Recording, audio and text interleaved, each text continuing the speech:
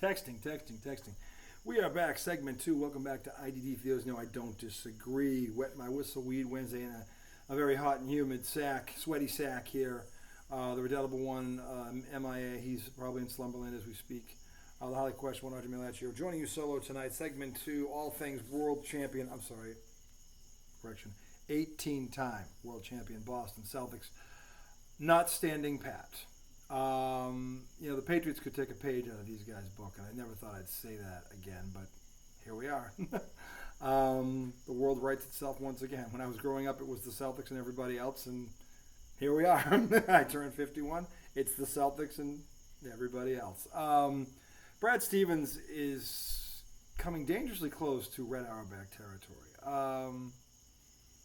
This move today kind of went under the radar for a bunch of casual NBA fans, but those that are in the know, the diehards like myself here, know the significance of adding guard Lonnie Walker IV to this roster. For those of you who don't know who he is a 6'4" guard who can play guard or 3. He's got a 6'10" wingspan. He is 25 years old, out of Miami, where he went deep in the dance times. He was the first round pick of the San Antonio Spurs, 18th pick. He went from there to LA. And then he spent last year in Brooklyn. For his career, he is just under 10 points a game. He shoots 38% from the three-point line. Another three-point shooter, holy shit. And, dare I say, because I know this, he's also a defensive juggernaut. And he's 25. So talk about the rich getting richer. Boston already had arguably the deepest bench in this league. I don't know if it's an argument anymore. Because you put this kid with Peyton Pritchard and Hauser and Al Horford, that second unit could start for half the league. Just saying. This kid plays both ways. He can go the basket. He can finish with either hand. He is tenacious on defense, and if you leave him open, you're going to regret it. So they got him on a one-year deal. Brad Stevens, kudos to you again. Tip of the cap to this man who understands the role that he is in, unlike John Henry, who doesn't understand the role he is in. He could take a page out of this guy's book. The Celtics have 18 fucking world championships. They're coming off a championship. Are they letting Mookie Betts walk out the door? No. Jason Tatum gets signed. They bring back the Holstein Five. They bring back the bench. They draft 2 kids that are seniors that can come in and play right away. And then they go get this kid. All right? Are you watching John Henry?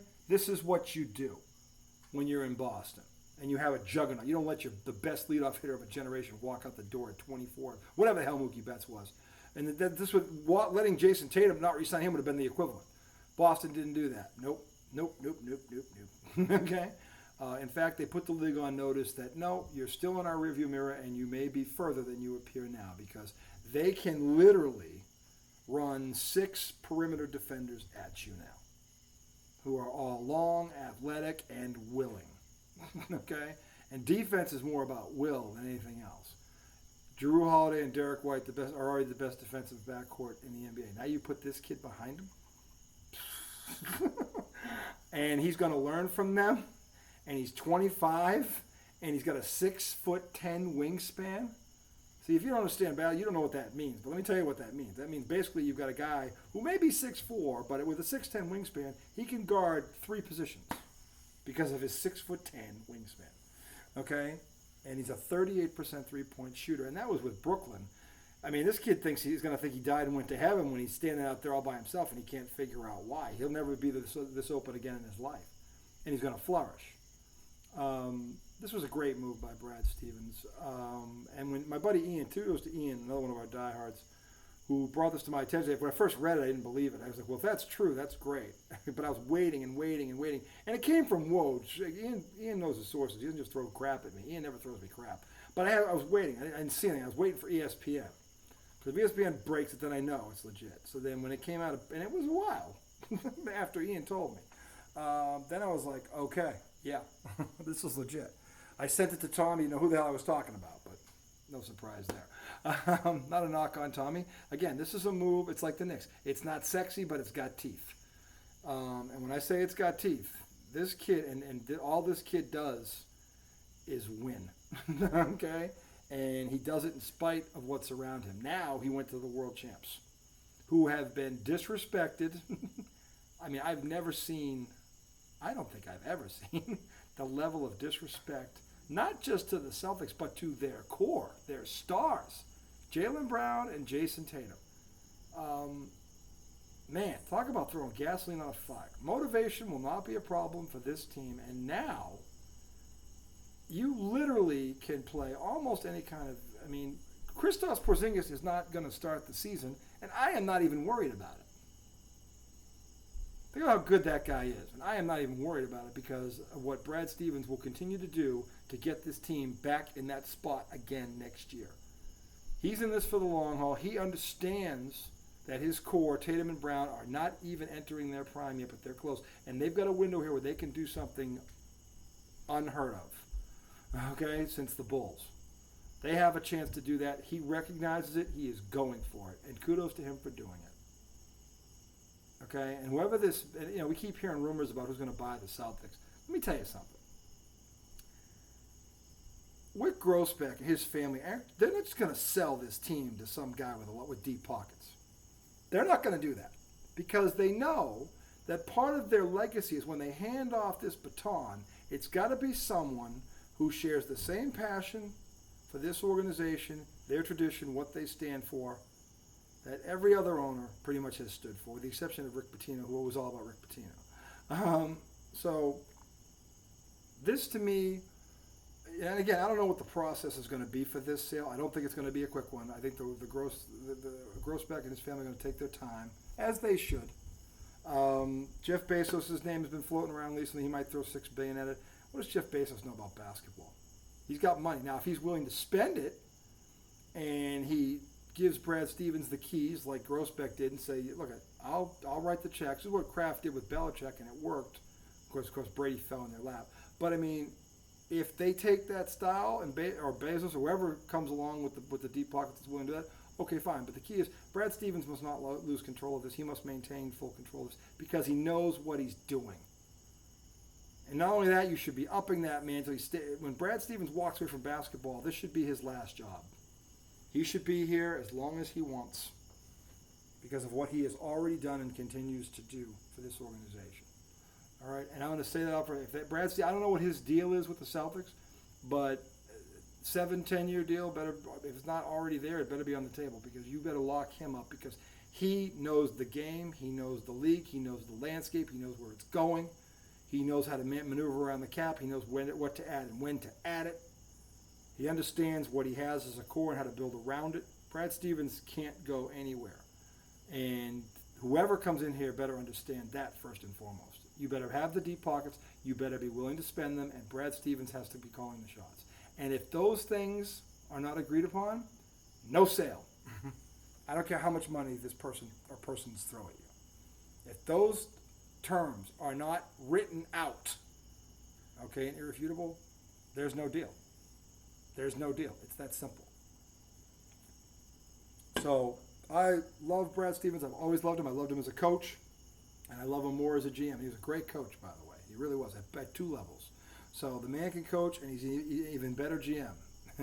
So he can't go anywhere, and he must be in control. And whoever comes in here swinging their, open up their pocketbook, better understand that first and foremost. That man goes nowhere, and he is running the ship. Or we're not signing anything. I don't care how many dead presidents you throw at us. Grousbeck owes that to the fans. If they're gonna check out and they're gonna sell this thing, and that's their prerogative, but at least do that to these fans because they've been loyal to you. They really have. They've spent their money. They've shown up, even when you guys are bad. They've stuck with you, stuck by your side. Okay. You owe them that. You owe us that. So if you're gonna cash out, cash in your chips, that's fine. But do us a solid and make sure the person that's taking the reins understands what needs to continue to happen here. Because I don't want to see another Boston Red Sox. Okay, John Henry better not become Jerry Jones and own that team till he dies. Because that team, and I don't care what they're doing now, they've already lost this thing because they didn't go out and do what they had to do. The Celtics cannot become them. They won 4 championships. They should have won more. That core should still be together, and it's not. It had nothing to do with the money because he had it. He just chose to spend it in other places, like a soccer team across the pond. You cannot be the owner of any Boston sports team and spend the money on another sports team that's not even in this country that doesn't play for this city. Doesn't fly. Doesn't fly. So whoever this is better understand that. So kudos to the Celtics. I can't wait to see Leon Walker play with this group. He is tenacious. He is, I tell you what, he's hungry. 25. Oh my God, 25. Like, I can't wait to see him and Peyton Pritchard together. That's going to be frightening. I feel bad. I feel bad for teams when they go to their bench. So that's the Celtics. Switching gears to the WNBA, the Indiana Fever won a big one tonight at home against what many consider the second best team in this league right now, the Connecticut Sun, and justifiably so. It was 84-80. They held on. They were leading most of the way. Of course, the Sun made a push at them. They fell to 22-8. The Fever are now just one game below 500. Caitlin Clark again makes history again with a record, I think. Hit the WNBA. She set the WNBA three-pointers made by a rookie. Anybody surprised she broke that one? So, she ended up with 19 points, 5 assists, 5 rebounds, a steal, and a block. She was a +3. She had 7 turnovers. I don't care. She's a rookie, and the ball is in her hands 90% of the time. I don't give a fuck about the turnovers. I gave you the list the other night. Okay, on the male side of all these Hall of Famers that have this dubious honor, throw it out the window. Doesn't matter. That's for all the Angel Reese trying to make this race that isn't a race. Okay, because right now they're in the playoffs, and they were the third worst team in the league last year. Okay, the Sky last year were in the playoffs without Angel Reese. And I don't think they're going to finish with as good a record as they did last year, and they've added her and the girl from South Carolina. How is that? How are they not better? Okay, with those two alone, they should be better if they were a playoff team last year without either one of them. But, again, start looking at the coach. So, anyway, they win that game. It was, like I said, they led pretty much wire to wire. And that girl, again, Lexi Hull off the bench, did her thing again. She had 17 points on 5 of 9 shooting, 4 of 6 from the three-point line. She had 3 assists and a block. And then Mitchell, the leading scorer, 23 points, 8 of 14 shooting, very efficient, 4 of 7 from the 3. She also had 2 blocks and 3 assists. Boston had a quiet night, 10 points, 8 rebounds. Did have 4 steals. 4 steals is not easy to do, especially when you're a center. That's impressive. She was a +6. So they win that game. I mean, again, they led. Like I said, they were up 7 after 1-9 at the half. Connecticut made a run at the third because they were gonna, and they held on in the fourth. The Sun were led by Carrington, the guard, with 19 points. Mabry off the bench had 16. Thomas had 17. Bonner 13 for them. So they fall to 22-8. They're still 10-5 away from home. And when you look at the current standings, this is getting very interesting. And I got to catch some of this game tonight, but not all of it. The Connecticut Sun have already clinched a playoff spot. So right now it's the Liberty, who are at 26-5. Then they have fallen into a tie now with the Lynx with their loss. Them and the Lynx are both 22-8 for the second and third seed. They both clinched. The Storm are in fourth, 18-11. The Aces, something's wrong with the Aces. And again, they lost the other night, and that was with Asia Wilson dropping 42, and they still lost. So something's wrong with the two-time defending champs. But they are currently in the 5th spot. Then you've got the Mercury there at 16-15. The Fever right there, 1 game back of them for the 6th spot. The Sky, by default, because they've lost 4 straight, they are holding on to the 8th spot, but they are only half a game in front of the Atlanta Dream. Half a game. And I think the Sky, they lost tonight to the Mystics. The Mystics, who are 9-22. So, yeah, there's your Chicago Sky and that so-called Rookie of the Year candidate, Angel Reese, who's she's an afterthought. I don't care if she gets 20 rebounds. By the way, I saw a stat the other day. This is for all you Angel Reese people. Her last 64, this was before tonight, of course, 64 rebounds. She's also missed 43 shots. 43 shots, okay? And the bulk of those come within 10 feet. So, look, people have been throwing it out there. It's not a secret. She's throwing them up and catching them. And she's doing it, I think, to the tune of 2 or 3 or maybe even 4 a game. That adds up over the course of the season. So, the fact that she's a bricklayer and has no post move to think of, and her jump shot reminds me of a crane, of a swinging, one of those wrecking balls when she releases it. She's all talent and no skill whatsoever. No fundamentals. She's actually a decent foul shooter. I don't know how that's possible. She stinks at everything else outside the paint. Tom swears to God she's got a jump shot. I'm still waiting to see her hit one. He claims, it's funny, I saw her hit one. 30 games in, he remembers 1. So that should tell you all you need to know right there. So anyway, they lost again tonight. They are a half game ahead of the Atlanta Dream. They've fallen 3.5 games behind the Fever. They will meet again. They have one more matchup, those two. I forget when it is. But, of course, with the power of technology, we can check the schedule. Let me see here. That was today. Let me see what tomorrow looks like. Actually, it's Friday night at 7:30. They are playing at Chicago. So that'll be a big one Friday night. There's no game scheduled tomorrow for whatever reason. I don't know why. But that matchup is Friday night at 7:30. And then Indiana will play Dallas Sunday at 4 o'clock on NBA TV. So some big games coming up here. Currently, when you look at the stats, and again, I keep bringing this up for the slow people who refuse to acknowledge that this Caitlin Clark is no rookie. Right now, if you look at it, and again, I was talking about this before the Olympics, when they took their break, that at the Olympics there were 2 women in the WNBA that were ranked in the top 20 in 6 categories, Asia Wilson and Caitlin Clark. Think about that. Wilson had 42 points the other night and they lost. She's probably going to win MVP. When you look at the top 10, Caitlin Clark is now 10th in the league in scoring at 18 points a game. When you go to assists, she is number 1 when it pops up, if it ever pops up. I love when my screen does that, just to piss me off. You think Tom's behind the pulling with the thing. She is number 1 at 8.2 right there. So she's number 1 there. She's 10 in scoring. In free throw percentage, she is ranked, where is she? She is ranked 2nd in the NBA in WNBA in free throw percentage. In steals, where is she there? She's ranked 17th in steals. This is the one that I can't wrap my head around. She's 15th in the league in blocks. She's a guard.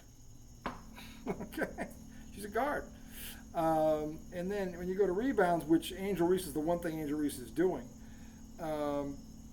she's ranked 19th in rebounds. Again, she's a guard with Aaliyah Boston on her team, who's a legit big man. So Aaliyah Boston, by the way, is 6th in the league in rebounding. So this is Caitlin Clark. Angel Reese, if you take the rebounding out of it, okay, she's in the top 20 in steals. Okay, give her that. After that,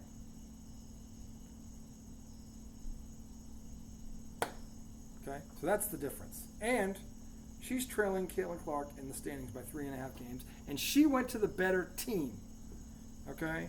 And she got Camila Cardoso, that's the big girl from the national champions, who, by the way, she's 11th in rebounding, and she's averaging, what is she averaging per game points-wise? She's averaging 9 points a game because she doesn't get the ball. 9 points and 8 rebounds a game. She was the 7th pick in the draft.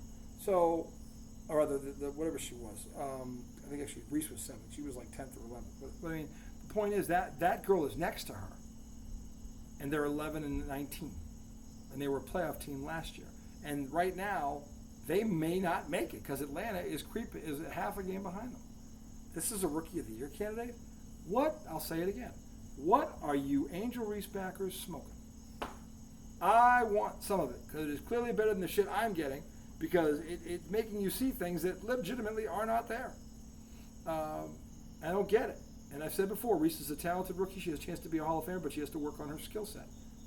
I still maintain that. And she's done nothing. And again, it's in season. This stuff will come in the off season, hopefully, when she works on this stuff, when she needs to do post moves, a mid-range game for starters. Don't let her shoot a 3 again because, like I said, there's people under those baskets and their lives are in danger every time she shoots the ball. So, but inside, post moves, mid-range game, okay, that's a realistic thing to add in 1 year. She can do that if she works at it. So stop the modeling, stop the fashion stuff, stop the podcast. Nobody gives a fuck. And work on your damn game. Because from a skill set, Caitlin Clark is so far ahead of you, she can't see you in the rearview mirror. And I don't care if you win Friday night or not. That game is in Chicago. You're the desperate team. And now your back is to the wall. The Fever can lose that game and they're fine. But Chicago cannot lose that game Friday night. This is a do or die game for them. They lose that game, they're in deep trouble. So the Fever have given themselves some wiggle room here. So we'll see what happens. They won 2 out of 3. The game they lost, they had a 15-point lead in the third quarter and they blew it. So we'll see what happens Friday night. That girl, Kennedy Carter there, the guard who took the shot at Clark the last time and also got a flagrant one for taking out a former teammate hit in the face. That girl, you got to keep an eye on her because she's a loose cannon to say the least. How she hasn't been suspended already, given she's been thrown off of 2 teams for this crap already, is beyond me. But like I said, they want the ratings, they want the matchup, they want her guarding Caitlin Clark on Friday night. She better take a shot like that on Clark again because, like I said, the windfall from that, the WNBA has been hurting themselves from the snub of the Olympics to Clark to this girl running around doing whatever she wants. They're lucky Caitlin Clark is here because she's the only thing that's keeping them afloat. Because if she wasn't in this league, nobody would be watching them. They'd see if they were watching, they saw that girl play one time, they'd stop watching. So Caitlin Clark is not only is she putting asses in seats, she's keeping the channel there because of what she is, which is a generational talent. To quote my friend and fantasy football guru there, Eric, Dallas Cowboy superfan #1, who we talked a couple weeks ago when I saw him, and he said, and I quote, Caitlin Clark is a generational talent. He wasn't lying, he wasn't wrong, and she's proving it right before your eyes. So, in any event, that's going to do it for our show tonight. You guys, I'm going down to Myrtle Beach to see Mom. Can't wait to see you, Mom. 3 days at the beach, that'll be fun. Need some good stuff because there's some good times here with the kids. So that'll be good. The water should be perfect. But you guys have a great Labor Day weekend. IDD will return Monday night. That'll be 3 days before the NFL kickoff starts. It'll be our post-draft show. I doubt Tom will show up, but you never know. Lightning might strike. But I will definitely be here for a post-draft recap and an NFL preview. But until then, for the Redoubtable One, hope he's sleeping. I like question 1. You guys know the drill, boys and girls. Wait, I skipped one.